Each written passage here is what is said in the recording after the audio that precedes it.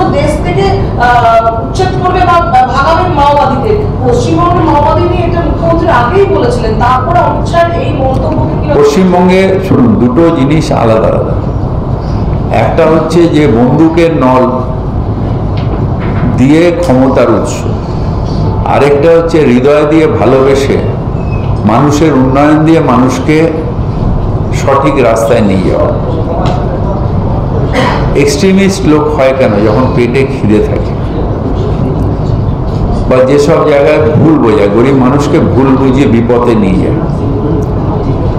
মুখ্যমন্ত্রী করেছেন আমলাসল, জঙ্গলমহল, যেখানে মাওবাদী ছিল সেখানে মানুষকে মেন স্ট্রিমে নিয়ে এসছেন। সেই জন্য এখানে বন্দুক ধরতে হয়নি, গুলি করতে হয়নি। যারা বড় লিডার ওই কিষানজি ফিসানজি সেই সময় ছাড়া, যদি মানুষ না সাপোর্ট করে কখনো কোনো টেরোরিস্ট গ্রুপ থাকবে না। সুতরাং সেই মানুষ, সেই জায়গাগুলোকে যদি উন্নয়ন করে দেওয়া যায়, মানুষকে যদি মেন স্ট্রিমে নিয়ে আসা যায়, এই প্রবলেম এমনি মিটে যাবে। 31শে মার্চের মধ্যে গোটা দেশ থেকে মাওবাদী এগুলো হচ্ছে, দেখুন, ডিভিশনাল পলিটিক্স বাংলায় চলবে না, সেটা ও জানে, কিন্তু ফেঁসে গেছে বেচারি ওখানে গিয়ে। এখন যাদের পাল্লায় পড়ে তারা যে ভাষা বোঝে সেই ভাষা ওকে বলতেই হবে, কিন্তু ও বাংলার পলিটিক্সে জানে যে এগুলো টিকবে না। আরে দূর বাবা, 77 থেকে কমে আজকে 60-এ নামছে। এরপরে 40-এর কমে নামলে ওই তো বিরোধী দল নেতা থাকতে পারে, 30-এর কমে নামলে হাফ তো হয়েছে গেছে প্রায়, আর হাফ।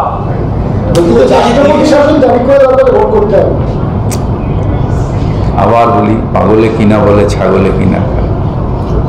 রাষ্ট্রপতি শাসন করতে গেলে সুপ্রিম কোর্টে যখন ডিভিশন বেঞ্চে যাবো এক থাপ্পড় খাবে, এর আগেও সেন্ট্রাল গভর্নমেন্ট খেয়েছে। এসব লোক ফুকে কথা।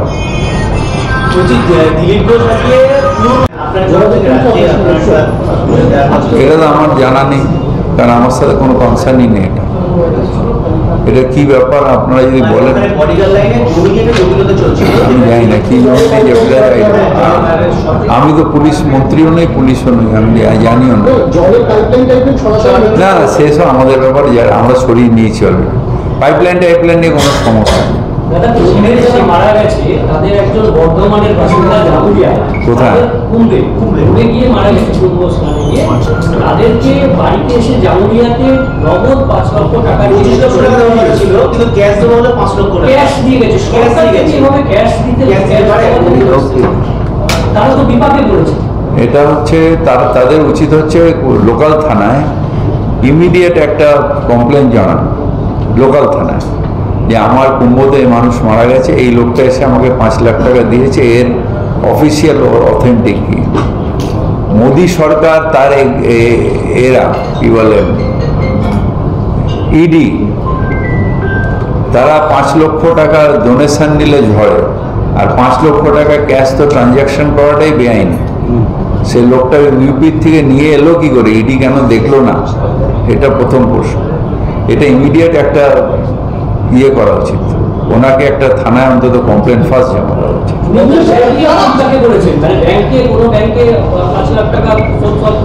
আগে থানায় একটা এফআইআর করবেন, উনি নিলেন কেন, নেওয়াটা উচিত হয়নি।